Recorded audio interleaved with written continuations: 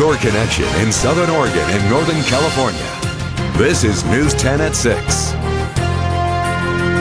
Good evening, I'm Trish Close. I'm Rick Tillery. Thanks for joining us. Flags across the country are flying at half-staff today. The move ordered by the president out of the respect for the Boston Marathon victims. Today, investigators finding out more about the bombs that exploded near the Boston Marathon's finish line.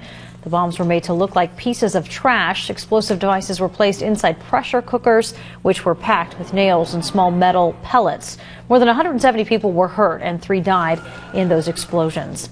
A local man was there for the bombings. News 10's Whitney Clark shares his experience in tonight's top story at 6. Explosions, smoke, flying pieces of metal, and a look of panic on the faces of his fellow runners, something Medford man Justin Rosas could have never trained for. There's no training that you can do to be okay with that high and then that low.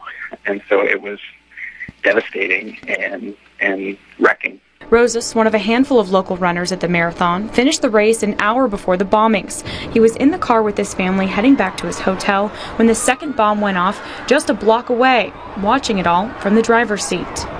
Smoke, the debris, people being thrown, and then people running around the corner with a type of panic that's almost impossible to describe. That panic, the most horrifying thing Rosas says he's ever seen, something he can't and won't forget. I could not have talked to you yesterday because I couldn't have formed adequate words. Now, a new day in the city. Many runners picked up their medals, the debris clearing up as the investigation continues. Rosa says there's a feeling of resolve among people in Boston, many of the marathoners wearing their jackets around the city in honor of the victims. Despite the attacks, he's hoping to come back next year. It'll be a show of strength and a show that the cowardice of violence will not reign in the United States and not in Boston. Covering your news in Medford, Whitney Clark, News 10. Rosas is part of a local running group called Southern Oregon Running Enthusiasts. The group is planning a run in memory of the victims. It also wants to raise money to donate.